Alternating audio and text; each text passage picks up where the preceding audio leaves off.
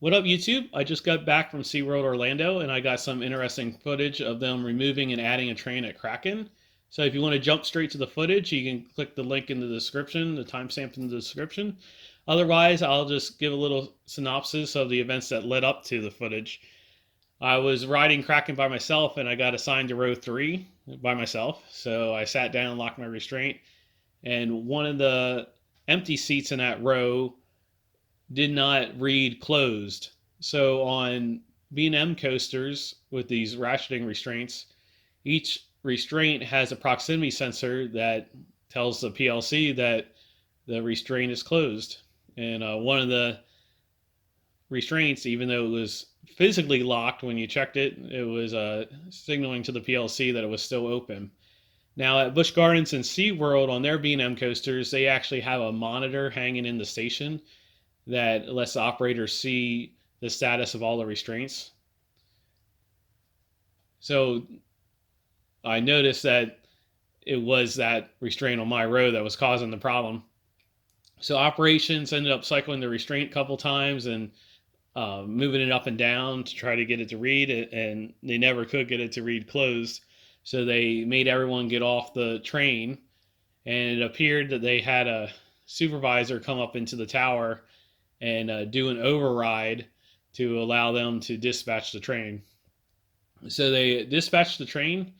They were running 2 trains that day. So the second train pulled into the station. They unloaded it, and they dispatched that one empty. And then when the train with the problem restraint came back around, they tried once again to cycle the restraints a couple times to get it to read closed, and they couldn't.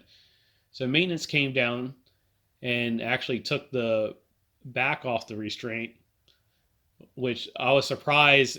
It's actually only secured with 3 screws with a flat blade screwdriver, and they're like half turned screws. But I'm sure all B&M's like that, so they don't have any problems with them coming off. But he took the back off the restraint and he just wiggled the end of the cable where it meets the proximity switch.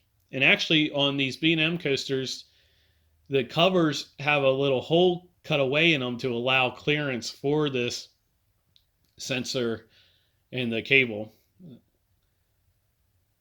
So after he wiggled the sensor back and forth, it still didn't read closed, so they made the decision to pull the train. And originally, I thought that they were just going to pull the train and run with one train, but they did end up removing the train and adding a new train from the maintenance barn. Now, for those of you who don't know, this system of reading the status of the restraints is actually only active in the station. There's bus bar and shoes that make electrical contact to power up the proximity sensors and read the feedback of them. Once the train leaves the station, they don't monitor these sensors at all whatsoever. So when they went and they decided to remove the train, they dispatched the train they wanted to remove and it cycled around. The second train came into the station. They dispatched it and it engaged with the lift hill and it stopped right at the bottom of the lift hill.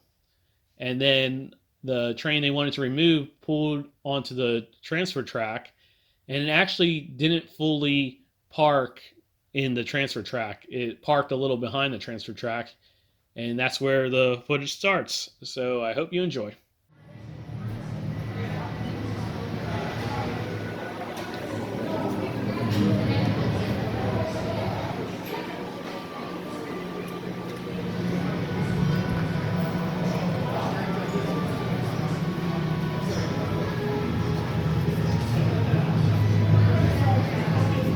Ladies and gentlemen, may I have your attention please? The short delay while we really